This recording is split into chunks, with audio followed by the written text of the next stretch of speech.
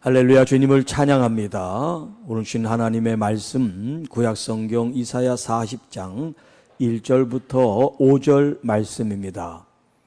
광야에서 외치는 자의 소리라는 제목으로 함께 말씀을 나누겠습니다. 자, 이사야서 이 선지서는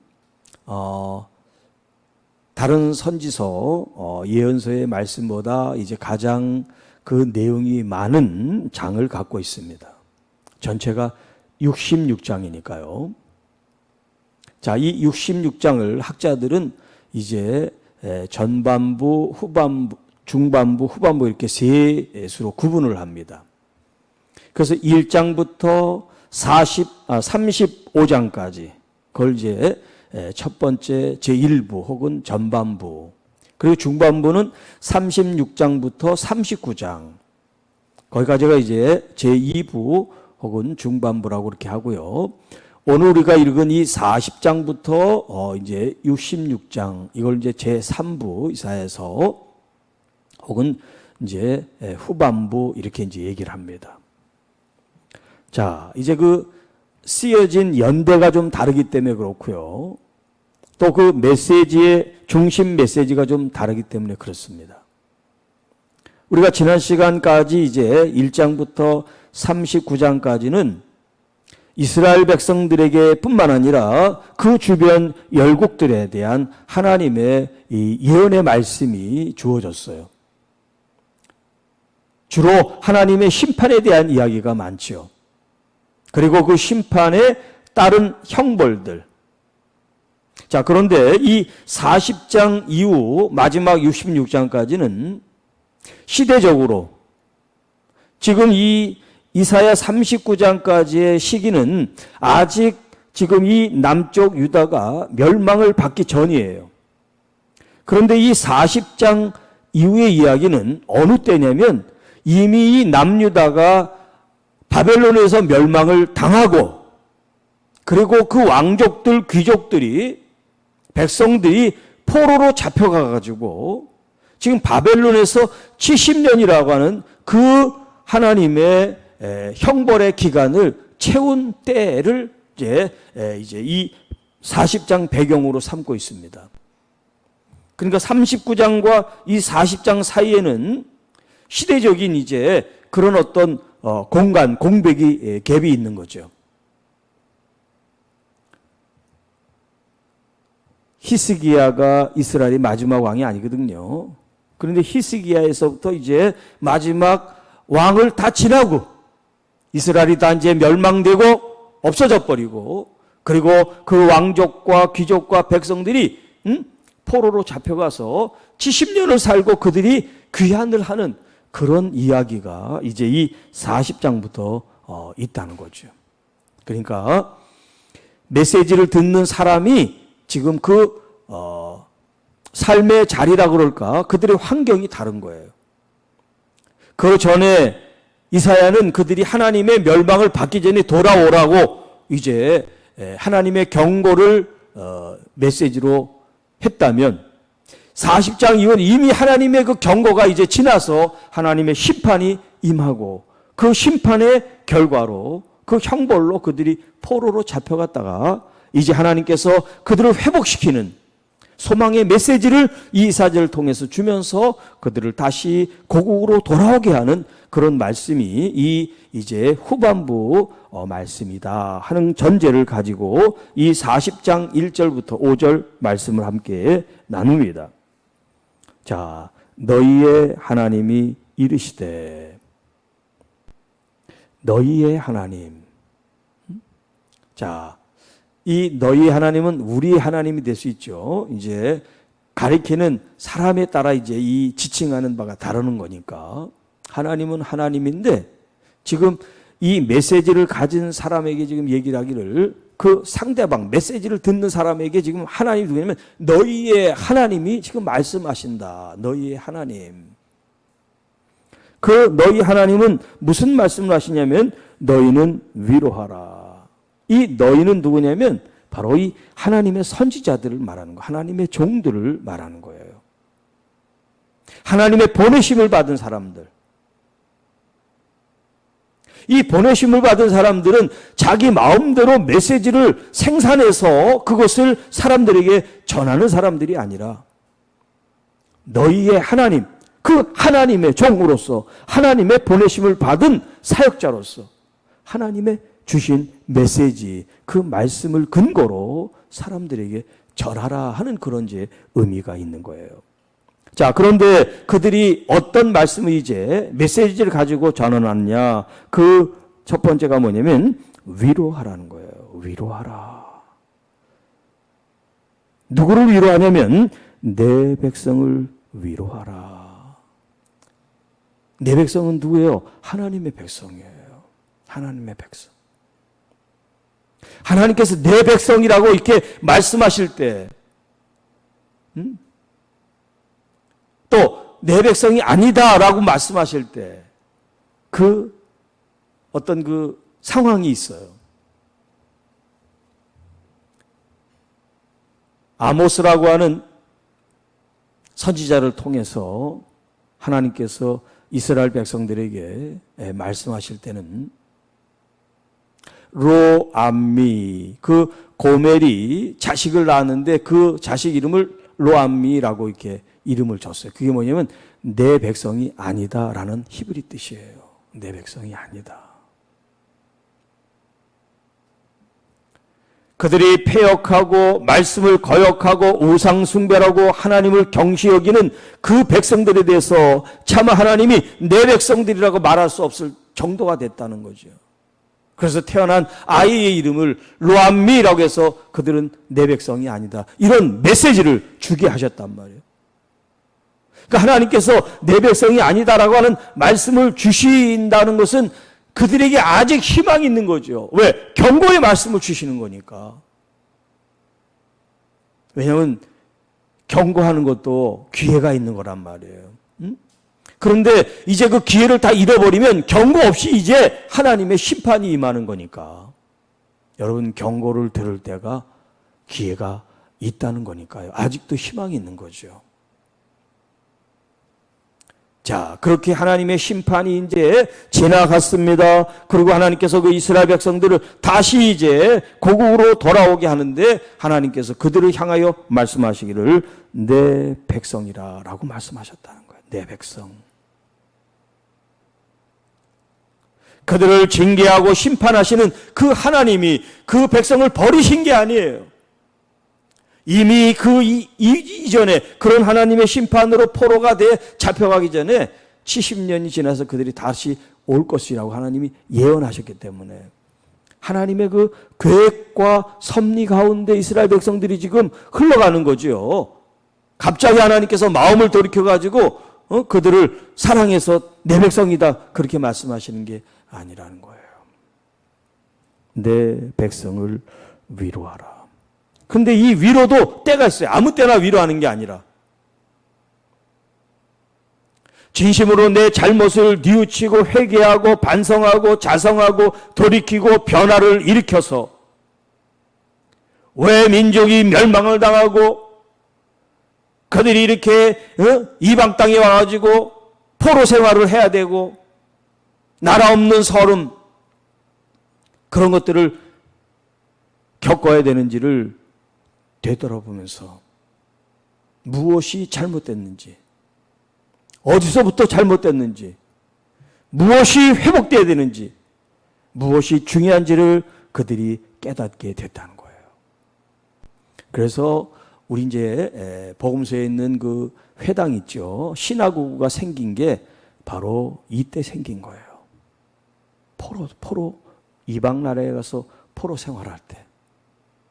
왜냐하면 그들이 같이 모여서 그들이 회개하고 반성하고 돌이키면서 하나님을 다시 마음속으로 불러일으키는 그런 일들이 이 시나고그가 뭐냐면 모임이라는 뜻인 말이에요. 모임, 미팅이라는 그런 의미란 말이에요. 시나고그란 말이 모임. 그 모임, 하나님을 바라보는 그 모임 속에서 그들의 잘못을 회개하고 그들이 다시 돌이켜 하나님의 그 은총을 구하는, 하나님 우리가 이렇게 잘못했습니다. 이렇게 목이 굳었습니다. 이제 하나님 돌아오셔서 우리를 회복시켜 주십시오. 그런 기도를 얼마나 많이 했을까요? 70년 그 기간 동안.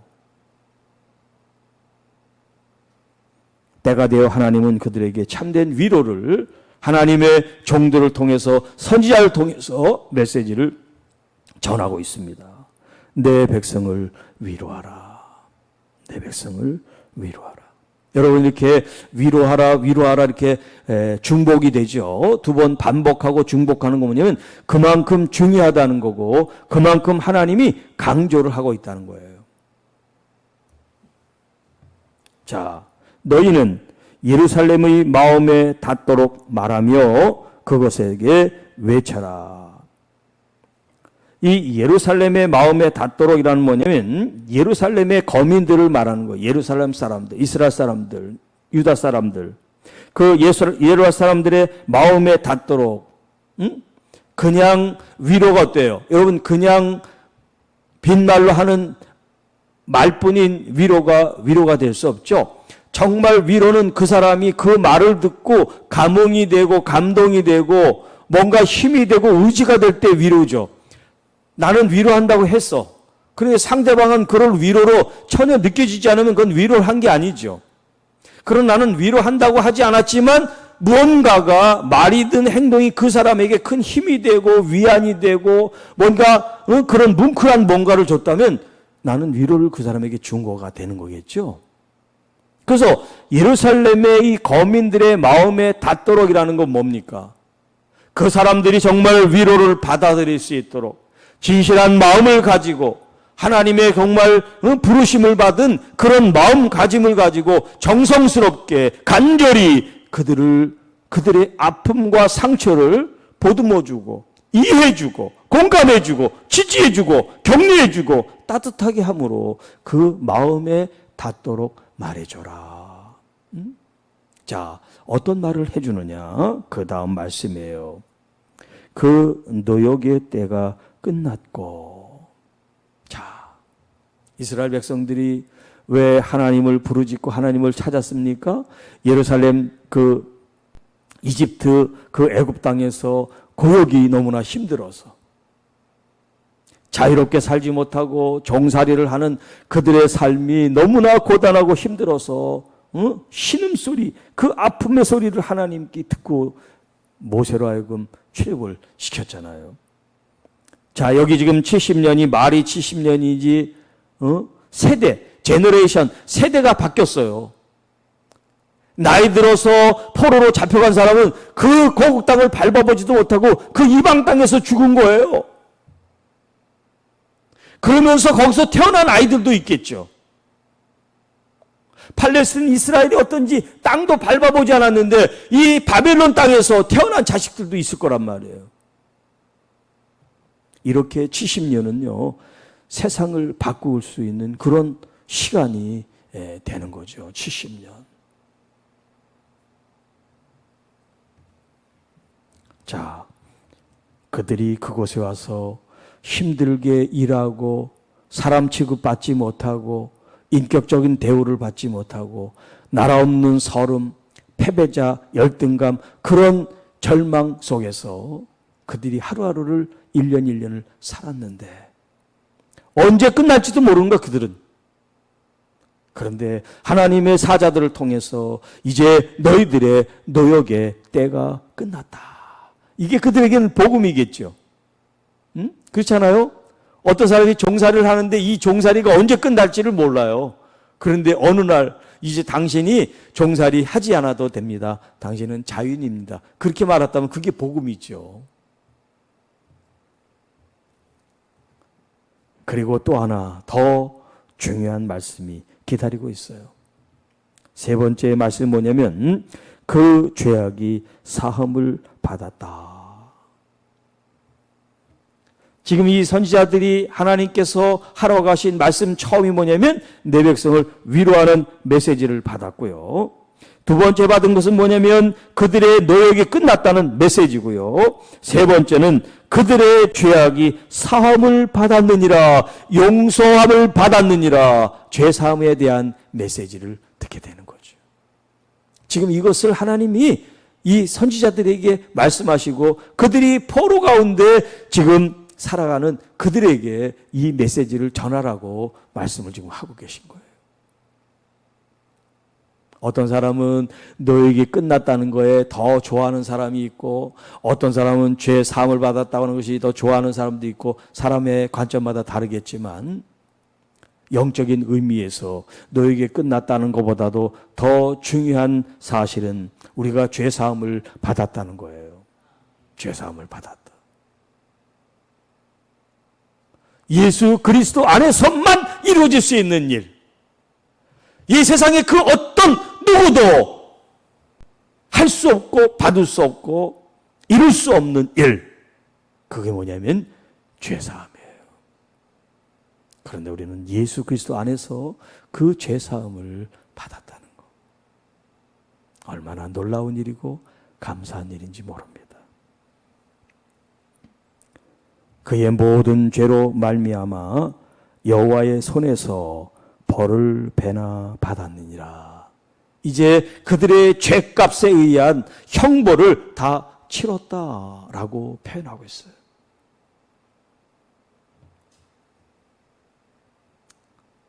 하나님을 떠난 죄, 우상 숭배를 섬긴 죄, 하나님을 경멸하고 멸시한 죄, 그리고 하나님이 아닌 세상을 의지하고 살아갔던 죄, 이 죄에 대한 대가는 나라를 잃어버리고 죽음과 또 어떤 절망 속에 살아가는 어떤 그런 삶이 그들에게 대가로 주어졌다는 거예요. 얼마나 무서운 일인지 모릅니다. 그러나 하나님께서 이제 다시 그들을 회복하셔서 하나님께서 그들을 내 백성으로 삼으시고 위로하시고, 그리고 하나님께서 그들에게 새로운 평강의 삶을 이제 말씀하세요. 3절, 외치는 자의 소리여 이르되 너희는 광야에서 여호와의 길을 예비하라. 광야에서 여호와의 길을 예비하라. 사실 이 말씀은 1차적으로 지금 이제 고국으로 돌아오는 이 지금 실향민들, 나라를 잃은 이스라엘 백성들에게 주시는 말씀이지만, 이 말씀이 신약 성경 마태복음 3장에 바로 세례 요한을 통해서 외치는 자의 소리, 어디서? 광야에서. 그가 광야에서 복음을 전함으로 많은 사람들이 주께로 돌아오는 그런 놀라운 역사를 이룬 것들을 우리가 보게 되죠. 그러니까 이 광야는 그냥 아무도 없는 허벌판 같은 광야가 아니에요. 이 광야라는 것은 여러 가지 의미가 있어요. 이 광야에서 예수님도 40일 동안 기도하셨어요. 그리고 광야에서 마귀의 시험도 받으셨어요. 그런데 예수님은 이 광야에서 말씀으로 승리하셨습니다. 바로 이 세례자 요한도 이 광야가 하나님과 친밀해지는 그런 장소, 삶의 자리고, 나의 욕망과 욕심과 세상적인 것들을 끊어내고 십자가의 그 영성을 회복하는 자리가 어디냐? 바로 이 광야인 거예요.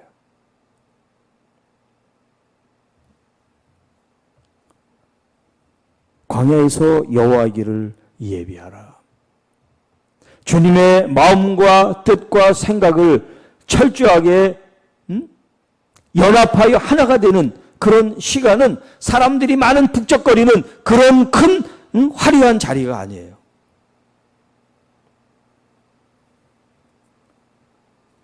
이 광야에서 주님의 길을 닦는 게 아니라 주님의 길을 예비한다 그랬잖아요. 예비한다.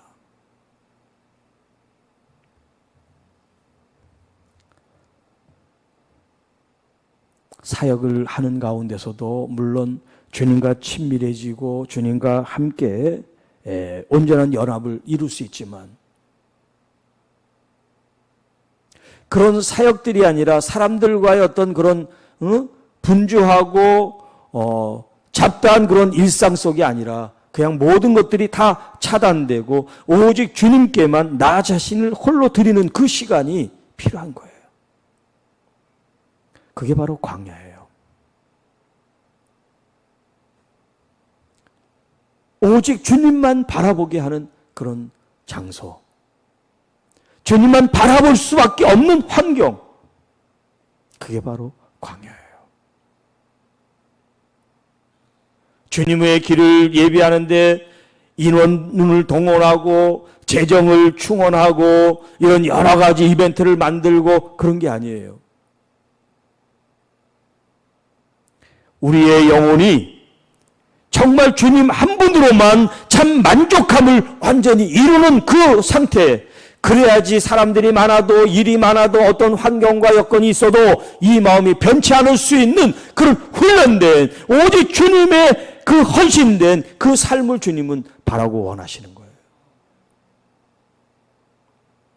사람이 듣든 안 듣든 그 광야에서 주님만을 위한 외침, 주님을 위한 만을 강구, 기도, 중보 이런 것들을 통해서 그 자신이 사람들이 많아도 사람들 속에 섞여도 사람들에게 취하거나 사람들을 의지하거나 돈에 끌려가는 사람이 아니라 오직 우리 주 예수 그리스도에게 붙잡혀 갈 수 있는 진실하고 진정한 그리스도의 종, 그리스도의 부름을 받은 선지자, 사역자, 목회자가 필요한 거죠.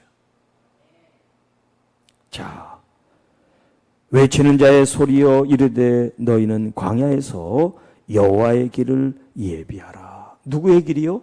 여호와의 길. 나의 길을 준비하는 게 아니에요. 주님의 길을 준비하는 거예요. 나의 헌신을 통하여 주님이 기쁨으로 받으실 수 있는 삶을 준비한다. 사막에서 우리 하나님의 대로를 평탄하게 하라. 자, 골짜기마다 도두우며 산마다 언덕마다 낮아지며 고르지 아니한 것이 평탄하게 되며 험한 것이 평지가 될 것이라. 여러분, 이것이 문자적으로 지금 읽으면 안 돼요.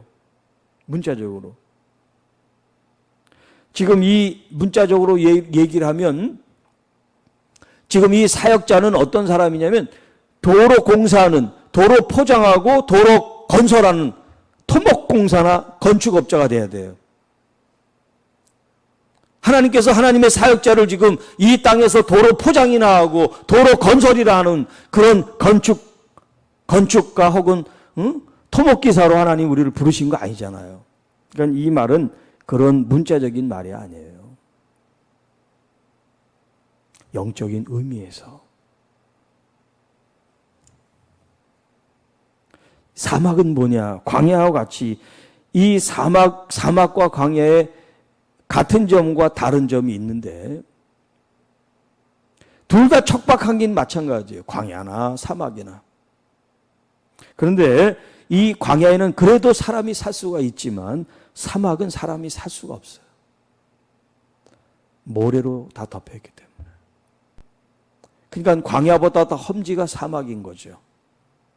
그런데 그 사막에서 우리 하나님의 대로를 평탄하게 하라라고 하는 말씀은 뭐냐? 이 사막은 뭘 가리키냐면 그 영혼의 상태를 말하는 거예요. 영혼의 상태. 사람들의 그 마음이 어떤 상태냐? 사막처럼 황량하고 길이 없고 절망스러운 그런 사람들. 여러분, 포로로 잡혀가지고 살아가는 사람들이 내일에 대한 보장, 희망 그런 게 없잖아요. 그러니까 얼마나 마음이 절망스럽고 황폐화됐겠어요. 근데 여기 평지, 평탄의 길, 하나님의 대로를 만들어주라는 건 뭐예요? 하나님이 이제 너희들이 버려진 게 아니야. 버려졌다고 생각해서 이렇게 멸망당하고 나라가 망한 게 아니야. 하나님께서 하나님의 뜻으로 그런 일을 일으키셨지만 하나님은 너희들을 향하여 내 백성이라고 말씀하시고 너희들을 다시 고국으로 불러주실 거야. 이제 희망을 가져.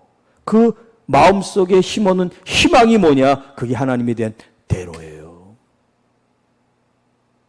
또 다른 말하면 믿음이 될 수 있고요. 여러분, 믿음이 있으면 내가 이 자리에 있으나 어느 자리에 있으나 고통스럽거나 편안하거나 병들었거나 건강했거나 상관없어요. 우리의 믿음이 진실한 믿음을 가지고 있다면.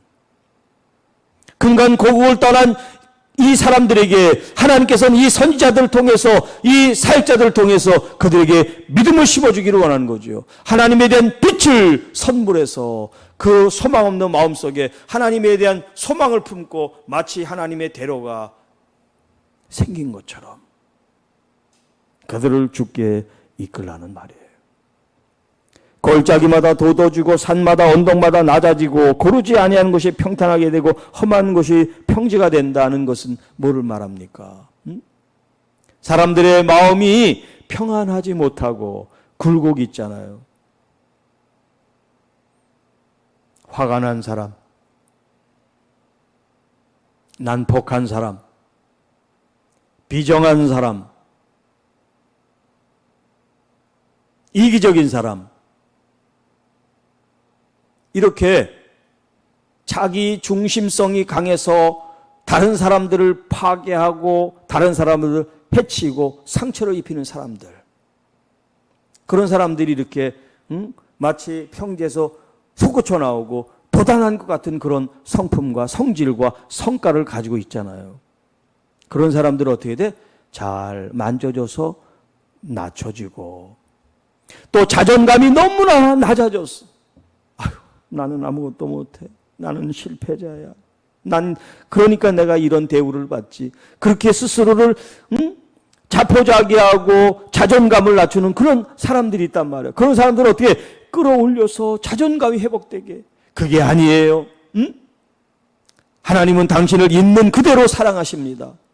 당신은 패배자, 열등자가 아니에요.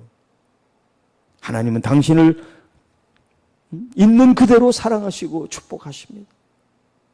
그렇게 그들의 자존감과 실패감과 열등감을 회복시켜 주는 거. 그리고 영적으로도 그들이 회복될 수 있도록 그들의 믿음을 격려해주고 위로해주고 힘을 북돋아주게 하는 그런 일들을 지금 말씀하고 있어요. 험한 곳이 평지가 될 것이다. 그럴 때 여호와의 영광이 나타나고 모든 육체가 그것을 함께 보리라.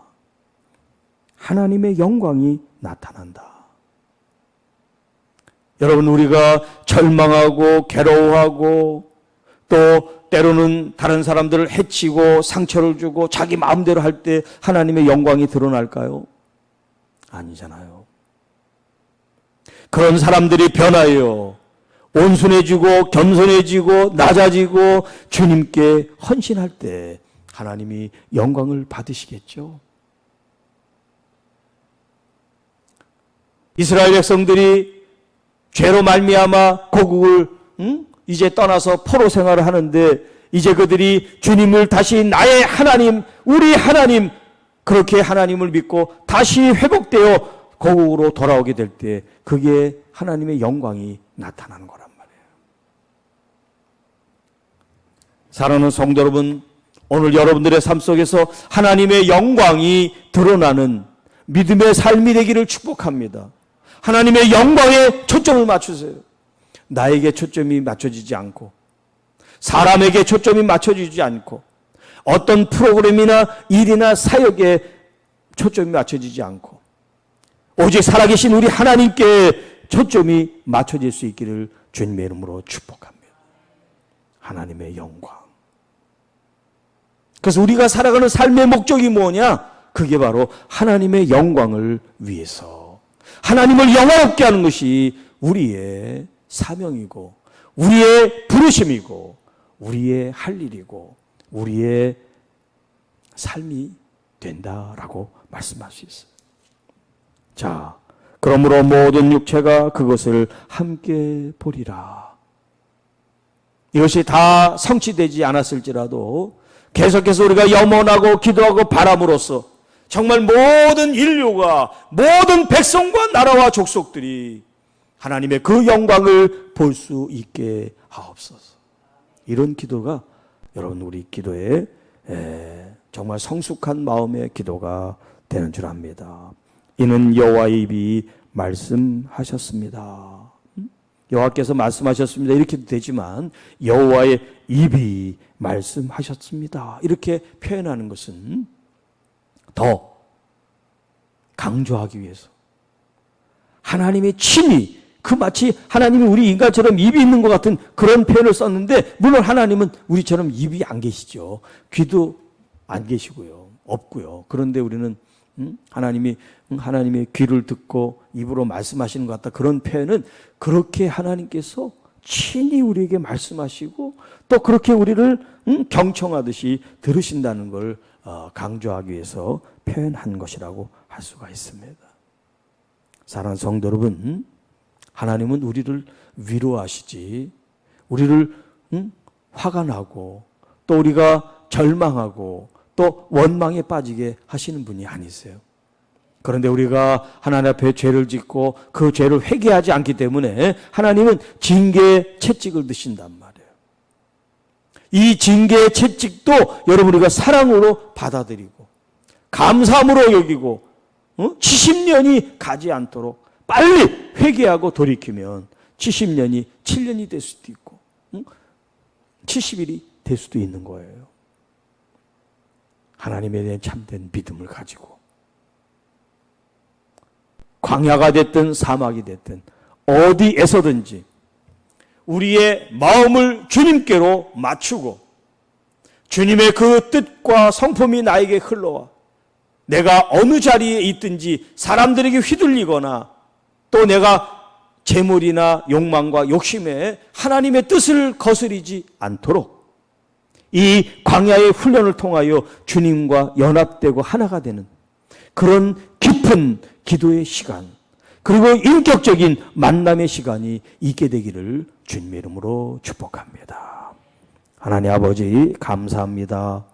오늘도 주신 말씀을 통하여 내 마음속에 세상의 분주함을 끊고 세상을 의지했던 것들을 끊고 오직 여호와 하나님 우리 구주 예수 그리스도와 보혜사 성령님 우리 삼위일체 하나님에 더 주목하고 더 갈망하고 더 경외하고 존중함으로 우리 주님의 그 마음이 우리 속에 임하게 하시고 그 뜻이 내 안에 주님 역동하게 하셔서 우리의 삶, 교회에 나갈 지표와 방향과 목적이 무엇인지를 깨달아 하나님께 영광 존귀 돌리는 우리 모두가 되게 하옵소서.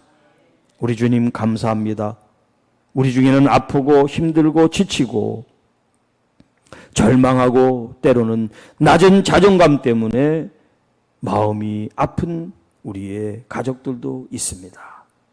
하나님 우리의 마음들을 어루만져 주시고 그 모든 어려움들이 우리의 죄 때문이 우리의 잘못 때문이 아니라 주님 하나님의 사랑과 은총과 역사가 있으리라고 하는 그런 기대와 소망을 갖고 다시 일어나게 도와주시고 주님 목이 곧은 백성처럼 교만하고 자만하고 오만한 자들의 그 머리를 꺾으사 예수 그리스도의 그 마음을 본받으라고 하신 말씀처럼 온유와 겸손한 마음으로 하나님의 거룩한 뜻을 순종해 나갈 수 있는 믿음의 공동체 성도들이 될 수 있도록 성령으로 함께하여 주옵소서.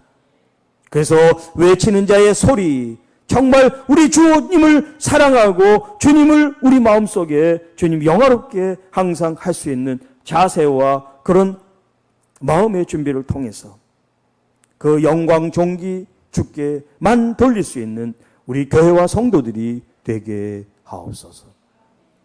우리 사랑하는 자녀들의 삶을 축복합니다. 주님께서 늘 돌아봐 주시고 염려 근심 없는 삶이 될 수 있도록 그리고 우리 젊음을 세상에 허비하지 않고 하나님 나라에 투자하고 하나님 나라에 헌신하는 우리 젊은이들이 하나님 교회에 많아질 수 있도록 도와주시고 주님 특별히 이 휴가철 여름에 안전사고 일어나지 않도록 하나님께서 늘 지켜 보호해 주시고 함께 동행해 주옵소서. 매일매일이 거룩한 날이고 매일매일이 즐거운 날이고 매일매일이 영적으로 도약하고 성장하는 귀한 날 될 수 있도록 인도해 주옵소서. 이 모든 말씀 우리를 구원해 주신 우리 구주 예수님의 이름으로 감사하며 축복하며 기도하옵나이다. 아멘.